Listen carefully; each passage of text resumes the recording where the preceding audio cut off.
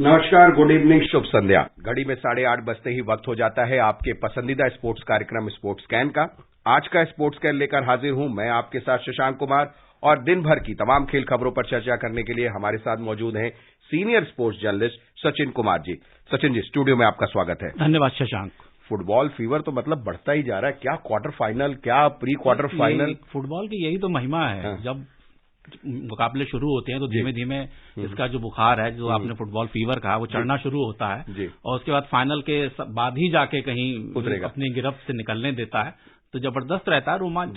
लेकिन नई टीमों ने ये दिखाया है, मोरक्को हो, जापान हो, दक्षिण कोरिया हो, इन्होंने दिखाया है कि आप केवल यूरोप और लैटिन अमेरिका में अब टिके मत रहो फुटबॉल में, आपको उसके दाएं बाएं भी देखना पड़ेगा। अभी थोड़ा सा इन लोगों की दावेदारी कुछ तो उभर रही है जी, लेकिन ये है कि अभी उस तरीके से उतनी सशक्त नहीं दिख रही है जिस तरह से होनी चाहिए। तो इस तरीके से कुल मुकाबला अभी भी ऐसा ही लगता है कि वो लैटिन अमेरिकन कंट्रीज और यूरोप के बीच ही रह जाता है कुल मिला के। लेकिन मुझे लगता है कि आने वाले समय में और बेहतर मुकाबले देखने को हम लोग को मिलने चाहिए। चलिए, बेहतरीन मुकाबले मिलके उस पर हम चर्चा करें, और लेकिन सबसे पहले नजर डाल लेते हैं अब तक की हेडलाइंस पर। फुटबॉल विश्व कप के क्वार्टर फाइनल में फुटबॉल विश्व कप के क्वार्टर फाइनल में पुर्तगाल का मुकाबला मोरक्को से और इंग्लैंड का सामना फ्रांस से। वैसे पुर्तगाल और मोरक्को का मैच जो है वो जारी हो चुका है। इंग्लैंड और फ्रांस जो है देर रात 12:30 बजे खेलेंगे। क्वार्टर फाइनल में क्रोएशिया ने बड़े उलटफेर में ब्राजील को और अर्जेंटीना ने नीदरलैंड को पेनाल्टी शूटआउट में हराया। भारत ने बांग्लादेश को तीसरे और अंतिम वनडे मैच में 227 रन से हराया, और पीटी उषा आधिकारिक रूप से भारतीय ओलंपिक संघ की पहली महिला अध्यक्ष बनी।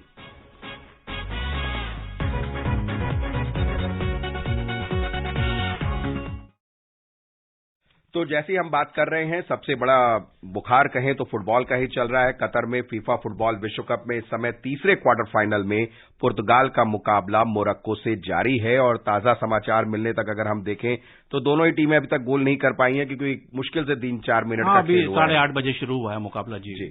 तो मोरक्को, जैसा मैं कह रहा था आपसे पहले ही सचिन जी, कि मतलब छोटी छोटी टीमों ने भी दिखाया है कि आप हमें हल्का ना समझो। वैसे ये दोनों टीमें अब तक टूर्नामेंट में अपराजय हैं, कोई भी मैच नहीं हारी हैं। मोरक्को की बात करूं तो उन्होंने ग्रुप स्टेज में बेल्जियम को हरा के उलटफेर किया, फिर पेनाल्टी शूटआउट में स्पेन को धोया उन्होंने, और टीम के गोलकीपर तो कमाल है, यासिन बानो।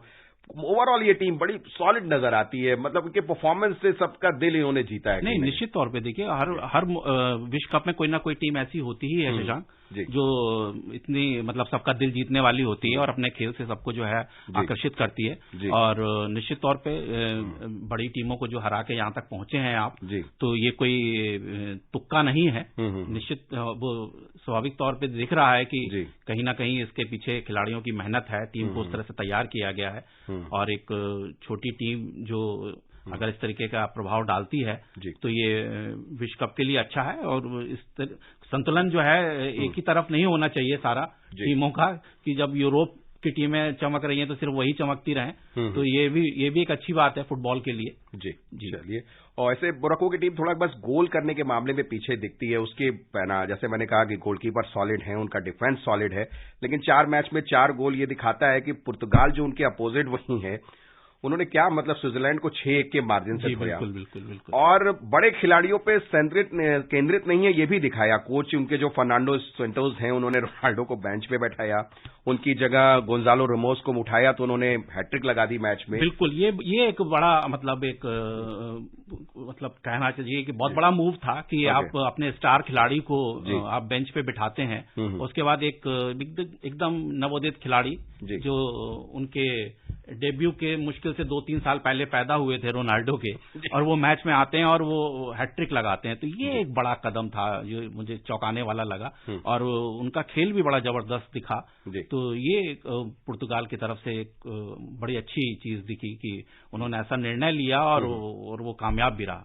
चलिए, और खिलाड़ी तो कई हैं उनके पास, बर्नार्डो सिल्वा भी हैं, ब्रूनो फर्नांडिस भी हैं, फेलिक्स भी हैं, तो रोनाल्डो से भी उम्मीद है।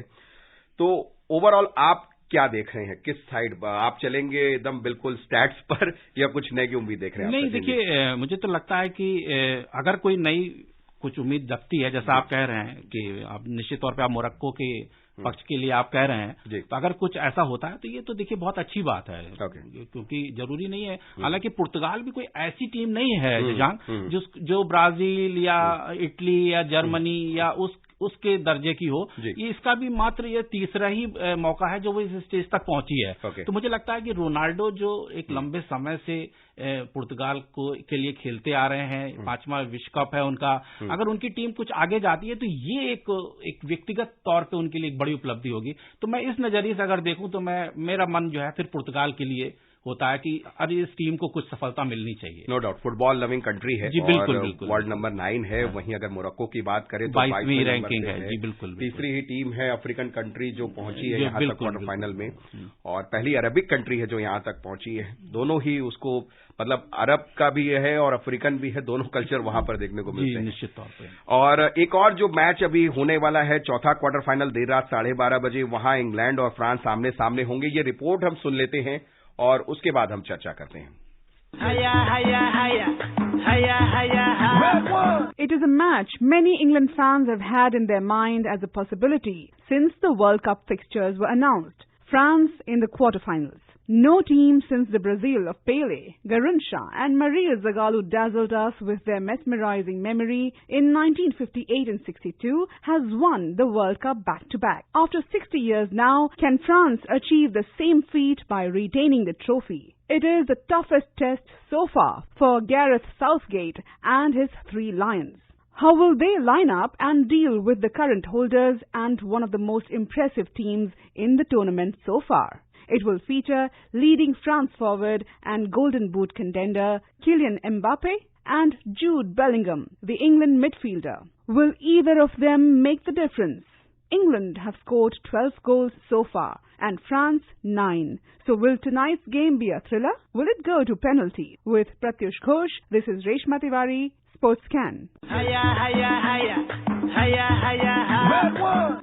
बड़ा सवाल तो सचिन जी यही है कि 2 तो देख लिए हमने पेनल्टी शूट आउट, और क्या सॉलिड देखने को मिले, क्या तीसरा और चौथा भी देखने को मिलेगा? नहीं, देखिए ये तो कुछ नहीं कह सकते क्योंकि जब इतने बड़े मुकाबले होते हैं तो निश्चित तौर पे टीमों का स्तर भी वही होता है और कोई भी टीम जो है वो पिछड़ना नहीं चाहती है और हो सकता है कि आज हमको फिर ऐसा ही कुछ देखने को मिले क्योंकि दोनों लगभग बराबर की टीमें हैं। एक 4 रैंक की बात की, इंग्लैंड 4थी रैंक की है, फ्रांस 5वीं रैंक की है। और मजे की बात ये भी है शशांक की इसके जो दोनों कप्तान हैं, हैरी कैन इंग्लैंड के, उधर फ्रांस के ह्यूगो लॉरिस, दोनों एक ही क्लब के लिए खेलते भी हैं इंग्लैंड में, टॉटनहम के लिए। तो वो दोनों एक दूसरे के खेल से भी वाकिफ हैं और तो वो एक दूसरे के बड़े प्रशंसक भी हैं। तो ये एक बड़ी रोचक चीज होगी जब ये दोनों टीमें आमने सामने होंगी, किस तरीके का मुकाबला वहां देखने को मिलता है। युवा टैलेंट की बात हमने देखी और उसमें देखा कि भाई फ्रांस के पास जो है अगर कहा जाए कि एम्बाप्पे हैं तो इंग्लैंड के पास जूड बेलिंगम भी है, बुकायो साका भी जैसे खिलाड़ी हैं और कमाल का प्रदर्शन ये सभी कर रहे हैं यहाँ पर निश्चित तौर पे। तो फ्रांस को हम एज दें कि वो खिताब बचाने के लिए उसको मौका मिलेगा या जो इंग्लैंड की फायर लाइनअप है वो आपको दिख रही है? देखिए फ्रांस के साथ ये बात तो है ही, वही पिछली बार की चैंपियन टीम है और कई उनके महत्वपूर्ण खिलाड़ी इस बार टीम में नहीं आ पाए जो चोटिल थे, तो उनकी गैरहाजिरी में जिस तरीके का खेल वो दिखाते आ रहे हैं और अभी तक दिखा रहे हैं, तो उससे तो एक यही उम्मीद बनती है कि आगे भी ऐसा ही प्रदर्शन उनका रहना चाहिए। लेकिन इंग्लैंड को भी हम कम तो नहीं आंक सकते कागजों में, वो भी एक मजबूत टीम दिख रही है। बिल्कुल, लेकिन कई मौकों पर क्वार्टर फाइनल से आगे बढ़ने की एक बाधा उनके पास हमेशा देखने को मिली और वर्ल्ड कप में अगर देखें दोनों टीमें जो आमने सामने रही हैं तो दोनों मैच ही इंग्लैंड ने जीता है। जी और बिल्कुल, फ्रांस ने जहां ट्यूनीशिया के खिलाफ बड़े प्लेयर्स को आराम देने का खामियाजा भुगता तो इंग्लैंड कोई मौका चूकते हुए नजर नहीं आए, हमेशा विरोधियों पर उन्होंने जोरदार प्रहारी किया है। हाँ नहीं निश्चित, और जो इनका जो आंकड़ा है वो भी ये कह रहा है कि फीफा में वर्ल्ड कप में 40 साल बाद दोनों एक दूसरे के आमने सामने पड़ रहे हैं। ओके, तो ये भी एक चीज है कि मतलब बहुत समय हो गया है जब ये दोनों वर्ल्ड कप में कभी आमने सामने हुए थे, तो एक तरीके एकदम नया ही मुकाबला आप कह सकते हैं कि वो होगा। कहीं कोई दबाव नहीं महसूस करना चाहिए कि हम जब पिछली बार खेले थे तो क्या हुआ था। जोरदार मैच करेंगे फुटबॉल प्रेमी। और अभी जो मोरक्को और पुर्तगाल के बीच क्वार्टर फाइनल चल रहा है, तीसरा तकरीबन 9 मिनट का खेल हो चुका है, दोनों टीमों 0-0 पर हैं। और कल की बात करें तो जहां उलटफेर हमने देखे कई सारे वहां पर, और जहां एक तरफ हमने देखा कि क्रोएशिया ने बल्ले फिल्म में ब्राजील को पेनाल्टी शूट आउट में 4-2 से हराया और यहाँ पर तो मतलब क्रोएशिया के गोलकीपर बहुत जबरदस्त रोल में दिखे हैं पेनाल्टी शूट आउट में। नहीं, उनको पूरा देखिए श्रेय जाता है जो लिवाकोविच हैं, डोमिनिक लिवाकोविच जो गोलकीपर है। एक तो उन्होंने पूरे जो निर्धारित समय होता है उस खेल में भी कभी ब्राजील को हावी नहीं होने दिया और लगातार उनके गोलों को जो है उन्होंने रोका है। तो ये महत्वपूर्ण बात रही। फिर जब आप एक्स्ट्रा टाइम में जाते हैं तो भी टीमें 1-1 सी बराबरी पे रही। फिर उन्होंने पेनल्टी शूटआउट में भी उसी तरीके का अपना प्रदर्शन दिखाया। तो ये एक बड़ी महत्वपूर्ण बात है कि आप अंतिम गोल करने की नौबत भी नहीं आई ब्राजील की। उसी टाइम ये तय हो गया कि भाई अब ये फैसला क्या है, और वहां एक तरफ जश्न मनने लगा और दूसरी तरफ पूरा जो है सन्नाटा छा गया। तो ये एक बड़ी चीज। और दूसरे क्वार्टर फाइनल में अगर हम चले तो अर्जेंटीना ने नीदरलैंड को पेनाल्टी ही शूटआउट में 4-3 से हराया। यहां पर भी अगर हम देखें तो अर्जेंटीना का अनुभव बहुत भारी पड़ा है कहीं ना कहीं नीदरलैंड्स पर। हाँ, नहीं, और देखिए लेकिन उसके बाद भी देखिए कि नीदरलैंड की टीम 0-2 से पिछड़ने के बाद वापसी करती है पहले। उसके बाद वो पेनल्टी शूटआउट था जिसमें जो आप अनुभव की बात कर रहे हैं कि जहां वो असर दिखा, नहीं तो वो तो एक्स्ट्रा टाइम में तो वो 2-2 की बराबरी पे तो वो ले ही आए थे। बिल्कुल। तो ये तो एक बड़ी इसके लिए मतलब खतरनाक चीज स्थिति अर्जेंटीना के लिए आ गई थी कि भाई अब हम आगे जा पाएंगे कि नहीं। जी, चलिए, जोरदार मैच हमें सेमीफाइनल में देखने को मिले, अर्जेंटीना वर्सेस क्रोएशिया, यही उम्मीद करेंगे। क्रिकेट का भी रुख कर लेते हैं। भारत ने बांग्लादेश को तीसरे और अंतिम एकदिवसीय क्रिकेट मैच में 227 रन से हरा दिया। 410 रन के लक्ष्य का पीछा करते हुए बांग्लादेश की टीम 34वें ओवर में 182 रन पर सिमट गई। Player of the match Ishan Kishan, शानदार दोहरा शतक, सबसे तेज दोहरा शतक, महज 126 गेंद, और क्रिस गेल का रिकॉर्ड उन्होंने तोड़ा। नहीं, निश्चित बहुत बड़ी उपलब्धि है। आप ये देखिए ना कि जो खिलाड़ी अभी कुछ ही समय पहले आया है, मेरे ख्याल से 21 में ही उनका डेब्यू हुआ है इंडियन क्रिकेट में, और सिर्फ 10वां ही मैच था। उसमें अगर आप ये ऐसी एक उपलब्धि हासिल कर लेते हैं, और वो भी उस मैच में जब ये लग रहा था कि क्या हम यहाँ पे सीरीज बचा पाएंगे कि नहीं, मतलब मैच भी बचा पाएंगे कि नहीं, उस ऐसे मैच में आपको मौका मिलता है और आप आते हैं, और उस मौके को यही कहना चाहिए कि उन्होंने दोनों हाथों से उस मौके को पकड़ लिया। 210 रन मतलब बड़ी उपलब्धि। आप ऐसे एलीट क्लब में आप आ गए उन 7 खिलाड़ियों के जो ये उपलब्धि अभी तक हासिल कर सके। वहीं विराट कोहली, जिनके लिए कहा जा रहा था कि भाई विराट कोहली भी जैसे प्लेयर है जो लगातार शतक नहीं मारते, लेकिन लगता है सुन लिया 44वां वनडे शतक उन्होंने ठोक दिया यहाँ। लेकिन बहुत समय बाद आया है शशांक। अभी देखिए 40 महीने का इंतजार करना पड़ा हमारे सुपरस्टार को। तो ये एक बड़ी बात है कि मतलब, लेकिन चलिए उनके बल्ले से कम एक शतक आया बहुत लंबे समय बाद। तो बांग्लादेश ने श्रृंखला 2-1 में नाम की है। दोनों देशों के बीच 2 टेस्ट मैचों की श्रृंखला का पहला मैच बुधवार से चिटगांव में खेला जाएगा। महिला क्रिकेट की जो हमारे पास खबर है, मुंबई में ऑस्ट्रेलिया ने भारतीय महिला क्रिकेट टीम को पहले T20 मैच में 9 विकेट से हरा दिया है। 5 मैचों की श्रृंखला का दूसरा मैच जो है कल नवी मुंबई में खेला जाएगा। इंग्लैंड और पाकिस्तान का भी मैच चल रहा है। मुल्तान में पाकिस्तान के साथ दूसरे क्रिकेट टेस्ट मैच में इंग्लैंड ने दूसरी पारी में 5 विकेट पर 202 रन बनाए हैं।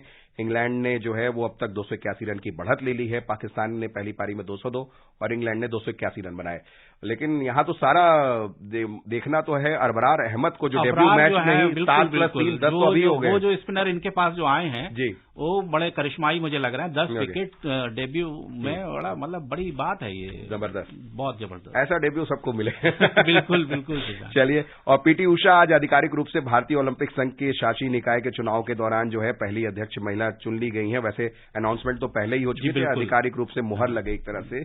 तो 95 साल के इतिहास में जो है वो पहली ओलंपियन और अंतर्राष्ट्रीय पदक विजेता है। मतलब क्या हम कहें वैसे संघों के लिए। मुझे लग रहा है कि मतलब जैसे हॉकी में दिलीप तिर्की संभाले हैं, कल्याण चौबे फुटबॉल में आ गए हैं, और ओलंपिक संघ में पीटी उषा आ गई। तो अब खिलाड़ियों का वो समय आ रहा है शशांक कि अब खिलाड़ी ही संभालेंगे सब खेल की बागडोर, और खेल आगे बहुत चमकेगा। चलिए, रेलवे स्पोर्ट्स प्रमोशन बोर्ड ने दूसरे हॉकी इंडिया सीनियर अंतर मंत्रालय राष्ट्रीय चैंपियनशिप जीत ली है। फाइनल में रेलवे ने पेट्रोलियम स्पोर्ट्स प्रमोशन बोर्ड को शूट आउट में 3-1 से हराया। वहीं तीसरे स्थान पर जो टीम रही वो थी सर्विसेज स्पोर्ट्स कंट्रोल बोर्ड, उसने पंजाब नेशनल बैंक को हराया। एक और खबर है हमारे पास, खेल मंत्री अनुराग ठाकुर ने कहा है कि भारतीय खेल प्राधिकरण के कोच 12 कोचों को हाई परफॉर्मेंस कोच के रूप में पदोन्नत किया गया है। तो समय नहीं है सचिन जी, आप स्पोर्ट्स कैन में आए, तमाम खेल खबरों पे आपने हमसे चर्चा की, बहुत बहुत शुक्रिया। धन्यवाद शशांक। और आपको चलते चलते अपडेट दे देते हैं। मोरक्को वर्सेस पुर्तगाल, ये चल रहा है तीसरा क्वार्टर फाइनल मैच। 14 मिनट का खेल हो चुका है, दोनों टीमों 0-0 से बराबरी पर है। फिलहाल स्पोर्ट्स कैन और शशांक कुमार और पूरी टीम को स्पोर्ट्स कैन की अनुमति दीजिए। गुड नाइट, शुभ रात्रि, शब खैर।